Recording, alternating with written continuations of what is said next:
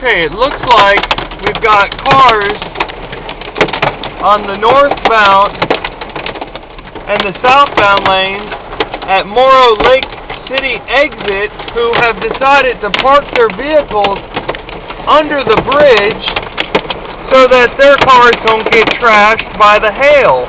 As you can see, nobody else is going 75 southbound because all the cars who are being selfish have decided to park their vehicles underneath the bridge,